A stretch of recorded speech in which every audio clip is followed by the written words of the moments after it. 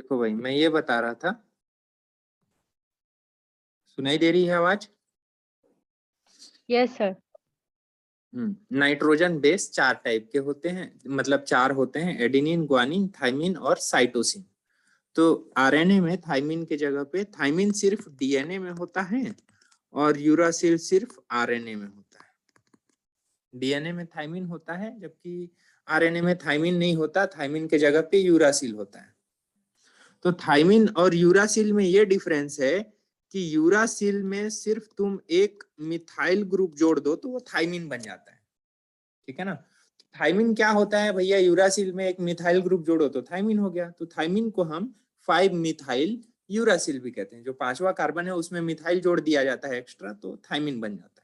देखो ये है nitrogen base, adenine, guanine, thymine और साइटोसिन।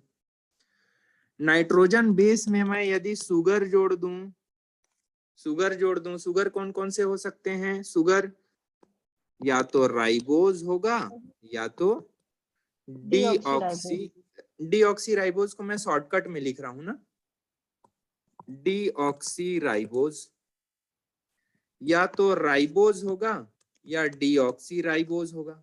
ऐसे शॉर्ट फॉर्म में लिख रहा हूं, समझ जाओगे। थाइमिन यस में सर। देखो, थाइमिन के साथ क्या होगा और यूरासिल के साथ क्या होगा बता दो। थाइमिन के साथ राइबोज होगा या डीऑक्सीराइबोज होगा?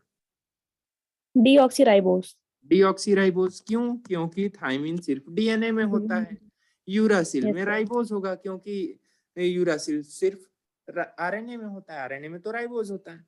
साइटोसिन में या तो राइबोज हो सकता है या डीऑक्सीराइबोज हो सकता है। देखो सुगर जोड़ दिया तो सुगर को जोड़ने से बनता है नाइट्रोजन बेस प्लस सुगर होता है न्यूक्लियोसाइड।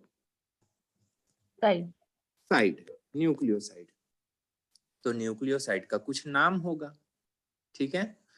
अब न्यूक्लियोसाइड में यदि तुम फॉस्फेट भी जोड़ दे रहे हो तो वो बन जाता है न्यूक्लियोसाइड। न्यूक्लियोटाइड, ठीक है ना।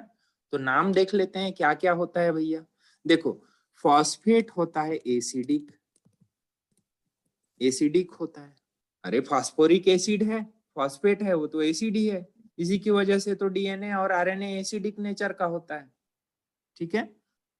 तो कोई भी एसिड में हम इक लगाते हैं, जैसे सल्फ्यूरिक एसिड है तो उसमें लास्ट में इक एसिड जुड़ा है ना, sulphuric acid, nitric acid, carboxylic acid, तो लास्ट में आईसी जुड़ता है। आईसी का मतलब होता है एसिडिक हायर ऑक्सीडेशन स्टेट, वो होता है acidic.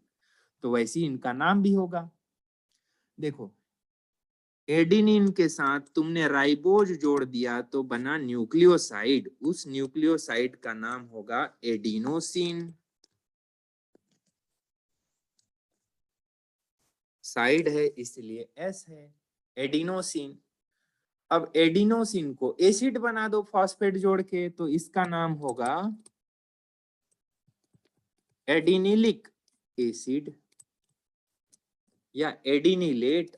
H plus ion release कर दो तो 8 बन जाता है। जैसे सल्फ्यूरिक एसिड है उससे H प्लस रिलीज कर दो तो सल्फेट बन जाता है, वैसे इसको एडिनिलेट भी बोल सकते हो। एडिनिलेट, 8 H प्लस यहाँ से रिलीज कर दिए तो बन गया एडिनिलेट। एडिनिलेट कहीं लिखा हुआ नहीं मिलेगा, लेकिन एक बात के लिए बताता हूं मैं, एडिनिलिक एसिड को एडिनिलेट भी बोल सकते हो। अब देखो, एडिनोसिन तो होता है राइबोज सुगर के साथ एडिनिन जोड़ा तो एडिनोसिन। अब डीऑक्सी राइबोज जोड़ दिया तो ये हो गया डीऑक्सी एडिनोसिन, ठीक है ना। डीऑक्सी एडिनोसिन डीएनए में होगा जबकि एडिनोसिन आरएनए में होगा। मेरी बात क्लियर है? Yes sir. न्यूक्लियोटाइड में इसी को हम बोलेंगे deoxy adenylic acid. Adenylic acid. Spelling गलती हो सकता है भैया, स्पेलिंग पे मत जाना, ठीक है। वैसे भी मैं बोल रहा हूं तो ध्यान नहीं रहता है क्या क्या लिख रहा हूं। देखो, ग्वानिन नाइट्रोजन बेस है, ग्वानिन जोड़ दिए राइबोज सुगर तो ये हो गया न्यूक्लियोसाइड बनाना है, न्यूक्लियोसाइड का नाम होगा ग्वानोसिन। गुआनोसिन, ठीक है। डीऑक्सीराइबोज जुड़ा है तो इसका नाम होगा डीऑक्सी गुआनोसिन, डीऑक्सी गुआनोसिन। अब फॉस्फेट भी जोड़ दिया तो ये तो एसिड बन गया, तो गुआनोसिनिलिक या गुआनिलिक एसिड ऐसे नहीं बोलते, उसको हम बोलते हैं गुआनिडीन या गुआनिलिक एसिड, गुआनिलिक एसिड। इसका गुआनिडीन भी बोलते हैं, जहां तक वो खोजना पड़ेगा, कहीं लिखा होगा गुआनिडीन, मेरे को लिखा हुआ नहीं मिला, लेकिन मेरे को ऐसा लगता है इसको गुआनिडीन भी बोलते होंगे जहां तक। और ये हो गया डीऑक्सी गुआनिलिक एसिड। क्लियर है, पहचान जाओगे ना? थाइमीन, थाइमीन देखो, थाइमीन में राइबोज शुगर जुड़ा है, सॉरी थाइमीन में राइबोज शुगर हो ही नहीं सकता, क्योंकि थाइमीन तो सिर्फ डीएनए में हो। डीऑक्सी राइबोज शुगर जुड़ा है तो इसका नाम क्या होगा? Thymosin, deoxythymidine. Thymidine, deoxy thymidine, thymidine. Thymidine. देखो, थाइमोसिन नहीं बोलते, थाइमोसिन हार्मोन का नाम है, एक हार्मोन का नाम है थाइमोसिन, इसीलिए इसको थाइमोसिन नहीं बोलते, यहाँ पे थाइमिडीन बोलते हैं।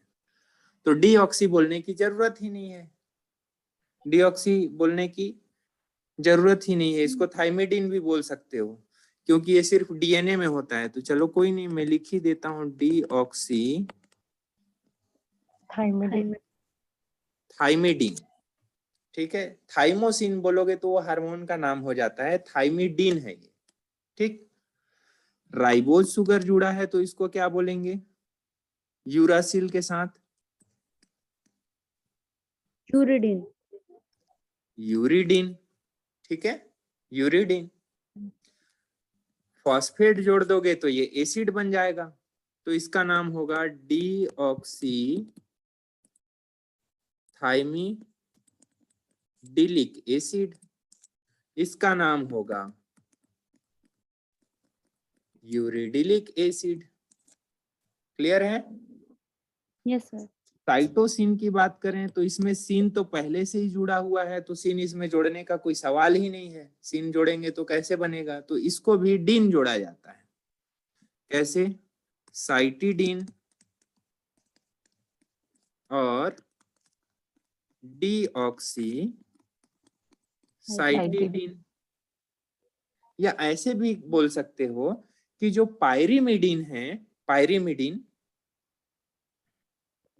पायरिमिडीन, ये थाइमिन और साइटोसिन ये दोनों क्या हैं? These are pyrimidine. पायरिमिडीन। तो देखो पायरिमिडीन में लास्ट में डीन लगा हुआ है ना, तो इसीलिए Yes, sir. थाइमिन को हम थाइमिडीन बोलते हैं। यूरासिल राइबोज शुगर यूरिडीन बोलते हैं, तो इनमें भी डीन लगा हुआ है। इससे तुमको समझ में आएगा डीन से कि भैया ये पायरिमिडीन है, प्यूरिन नहीं है। सिंपल सी बात है, प्यूरिन में सिन लगता है जबकि पायरिमिडीन में डीन लगता है। Okay, Yes, acid sir. बनाओगे, फॉस्फेट जुड़ोगे तो साइटिडीन से ये हो जाएगा साइटिडिलिक, साइटिडिलिक एसिड और deoxy cytidylic. Deoxy cytidylic acid. तो ये यही तुमसे एग्जाम में पूछता है, और इसी को लोग गलत करते हैं, माइनस चला जाता है उसका आंसर। तो ये तुम प्रैक्टिस करोगे खुद से, जब तक प्रैक्टिस नहीं करोगे तो सिर्फ पढ़ने पढ़ने से भूल जाओगे, फिर उल्टा पलटा हो जाएगा। इसलिए जैसा मैंने यहाँ पर खुद प्रैक्टिस करके बनाया है, राइबो जोड़ दिया तो एडिनोसिन, डीऑक्सी राइबो जोड़ दिया तो डीऑक्सी एडिनोसिन, एसिड जोड़ दिया फॉस्फोरिक एसिड, फॉस्फेट जोड़ दिया तो लास्ट में ये इक एसिड बन गया, एडिनिलिक एसिड या डीऑक्सी एडिनिलिक एसिड। क्लियर है? ये पायरिमिडीन थे, डीन थे, इसीलिए इनका थाइमिडिलिक एसिड, यूरिडिलिक एसिड, साइटिडिलिक एसिड और डीऑक्सी साइटिडिलिक एसिड। कोई दिक्कत तो नहीं है ना इतने में? No, sir. ठीक, तो तुम्हारे नोट्स में ये सारी चीजें दी हुई हैं, प्रैक्टिस करोगे तभी सीखोगे। और देखो भैया, ये बायोमोलिक्यूल्स ऐसा चैप्टर है कि इसमें तुम प्रैक्टिस नहीं किए, यहाँ तक कि सारा जो मैं ग्लूकोज कार्बोहाइड्रेट पढ़ा रहा था, लिपिड पढ़ा रहा था, वो सब में प्रैक्टिस की जरूरत है। सिर्फ नोट्स खोल के तुम पढ़ोगे तो भूल जाओगे। इसीलिए जैसा मैंने तुमको पढ़ाया है प्रैक्टिस से, जैसे मैंने बॉन्ड बना बना के दिखाया है तुमको, वैसे तुमको प्रैक्टिस करना पड़ेगा, तभी समझ में आएगा। नहीं तो अभी 2-4 दिन, सप्ताह दिन तक पता रहेगा, चलो ठीक है, ऐसा क्वेश्चन सॉल्व करोगे, क्वेश्चन भी बन जाएगा, 4 महीने बाद खत्म पूरा दिमाग से। ठीक है? Okay? Yes sir. चलो, all the best, bye bye. Next lecture कल सुबह होगा 8:30 बजे। Thank you sir. Okay, you are welcome.